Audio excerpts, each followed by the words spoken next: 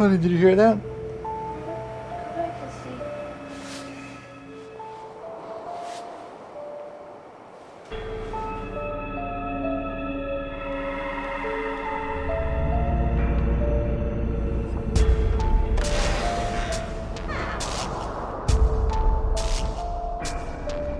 Hello?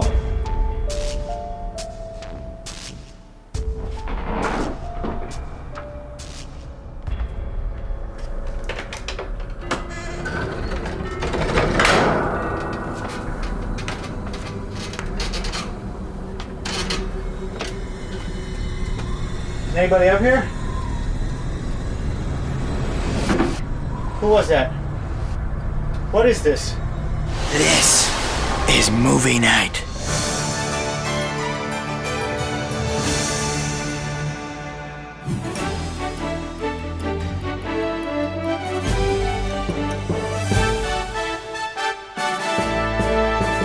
Hello and welcome to Movie Night, in-depth film reviews in 4 minutes or less. I'm your host, Jonathan Paula.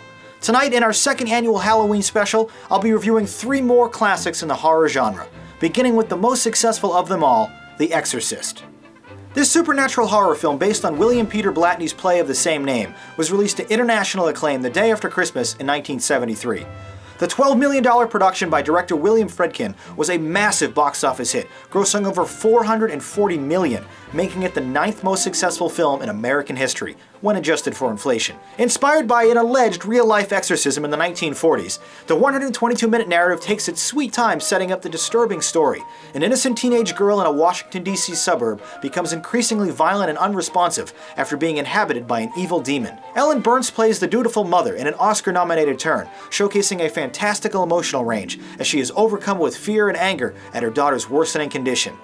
With the aid of some overly colorful language, Linda Blair figuratively disappears into the role of the frighteningly demonic child, truly convincing the audience she is transformed into another personality. With the help of some expert makeup, Max von Sydow is featured as the title character, somehow appearing older than he does today, over 40 years later. When visiting priest Jason Miller shares his reluctance to perform any sort of religious ritual, Bernstein furiously quips, "Nothing you could do could make it any worse." This singular line, perhaps more so than the terrifying makeup, gruesome sound effects, or atmospheric lighting, is the scariest aspect of The Exorcist. Her overwhelming sense of helplessness as a loved one is entirely consumed by the devil himself. Answer me now.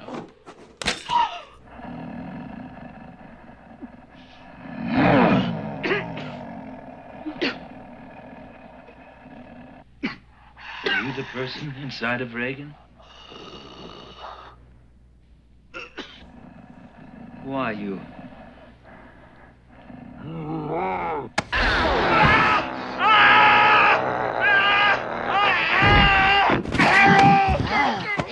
Let's go! That being said, the aforementioned costumes, cinematography, and effects are all impeccable, especially the award-winning sound design, which is positively chill-inducing. Speaking of awards, the impressive 10 Academy Award nominations included 1 for Best Picture, making this R-rated classic the first horror film to receive such honors. Some genuine moments of shock from the actors were reportedly obtained by Friedkin's abrasive techniques, which included physically harming his talent to achieve true anguish. The now iconic theme, Tubular Bells by Mike Oldfield, is heard only once during the movie proper, but is a cold and unsettling backdrop during the closing credits. Despite the magnificent acting and scarier scenes, the film is markedly less interesting whenever Blair is absent from the 16:9 frame, which unfortunately is a great deal of the time.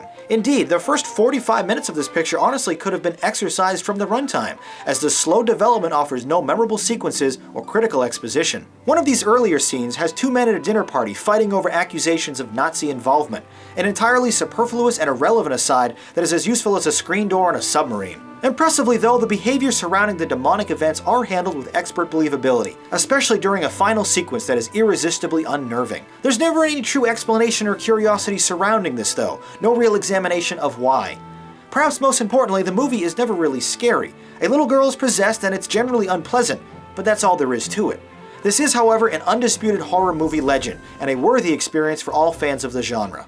The Exorcist may exhibit brief glimpses of terror, but it's pointlessly drawn out and often boring. Well, at least I thought so. Here's what you thought in the YouTube comments.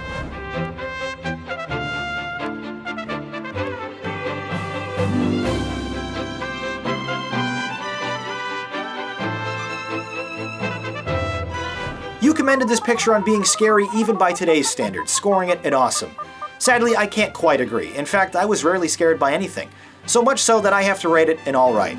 For tonight's poll question, what is your favorite horror film? Leave your response as a comment below.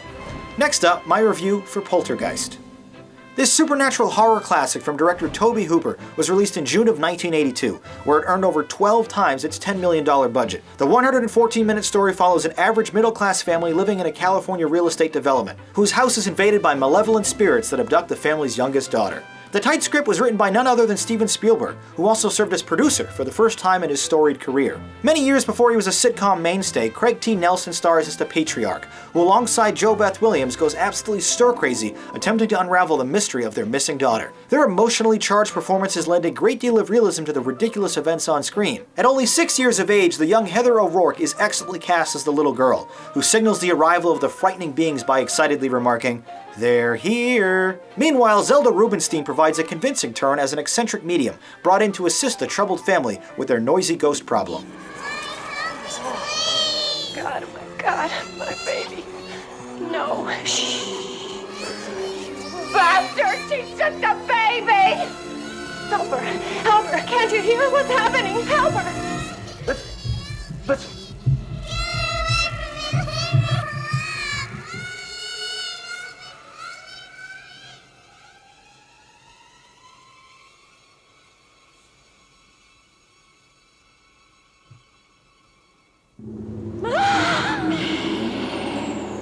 Bearing a lot of similarities to Spielberg's style of medium-length shots with plenty of dynamic movement, Hooper fills the anamorphic canvas with beautiful compositions and fantastic lighting. It is annoying, though, that simple TV static is shown to produce a bright strobe light effect for some reason. And seriously, has Coach ever heard of using a sleep timer? It's Nelson's careless late-night viewing habits that seem to set the picture's bizarre events into motion. This includes one horrifying sequence when a large, scraggly tree comes to life and snatches a small boy from his bed. I can guarantee you, had I seen Poltergeist at his age, that scene would have kept me up at night. Another great VFX shot has a paranormal investigator clawing his own face off in what is quickly revealed to be a paranoid hallucination, but is no less disturbing because of it. In addition to the unseen terrors of a spiritual portal, the picture also incorporates creepy clown dolls and real-life skeletons to deliver the scares. But despite these graphic sequences, the filmmaker successfully appealed the MPAA and had the movie awarded only a PG rating, as PG-13 wouldn't exist for a few more years. Jerry Goldsmith's lullaby-inspired score is heavy on strings, giving most of the picture an appropriately unsettling feeling. Following what seems like a clean resolution of the primary conflict, the picture's 20-minute denouement seems particularly tacked on. This ending does boast some impressive special effects work from Industrial Light and Magic, however, which scored the picture one of its 3 Academy Award nominations, all of which lost to Spielberg's other 1982 release, E.T. The movie's success also evolved into a full trilogy, and there's even talk of a future reboot. A well-paced and distressing movie allegedly haunted by a curse of its own. 2 of its actresses would not survive the 1980s. This film makes you wonder how safe we really are in our own bedrooms. Poltergeist delivers unique scares with ambitious production value. And here are your thoughts on the film.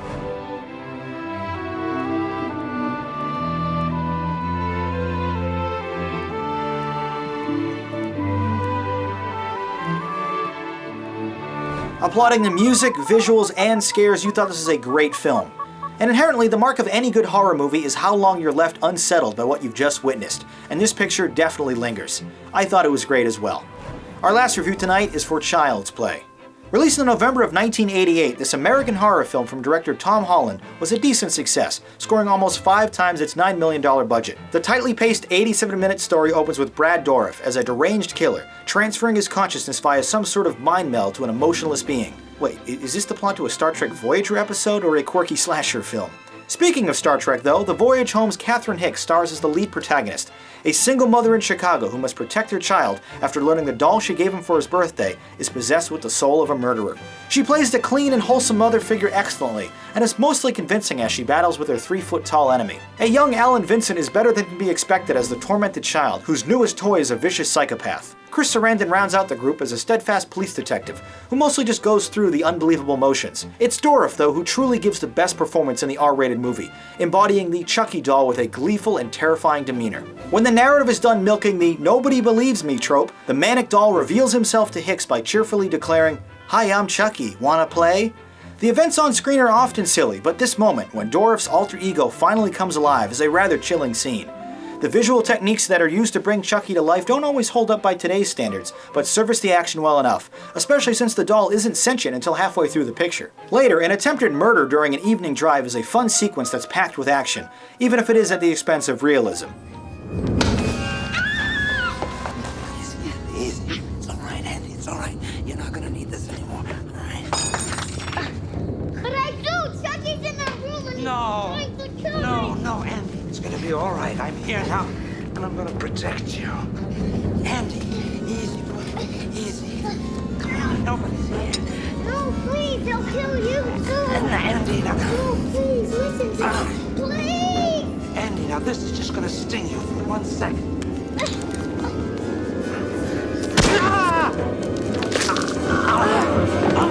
Generally speaking, this is a conventional flick that delivers with some graphic violence, but it's the unique and intriguing premise that makes it so entertaining.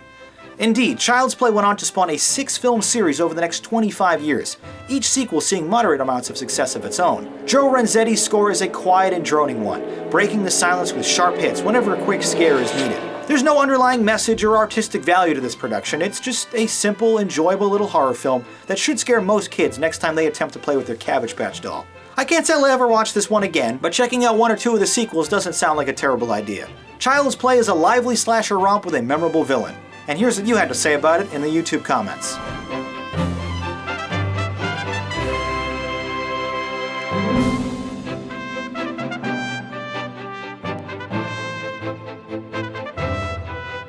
Although cheesy and predictable, you definitely enjoyed this one, ranking it a great. A bit too hard to take seriously and a bit too formulaic to really impress, I only thought this was a good movie. Finally, tonight, let's take a look at what you're saying about movies currently playing in theaters with some of your tweet critiques.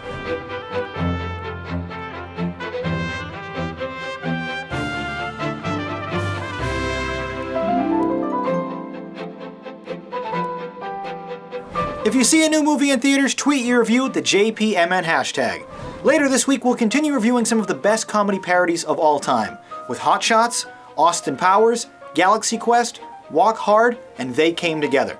If you haven't already left a review for these pictures, please do so by voting in the polls below or by leaving a comment, and you'll probably see it on the show. If you'd like to watch more Movie Night, don't forget to check out the related videos on the right or click subscribe to be notified of all new content. And be sure to follow me on Twitter, Facebook, Instagram, or Letterboxd for updates between episodes. Once again, my name is Jonathan Paula. Thank you for watching and listening. Until next time, have a happy Halloween and a good movie night.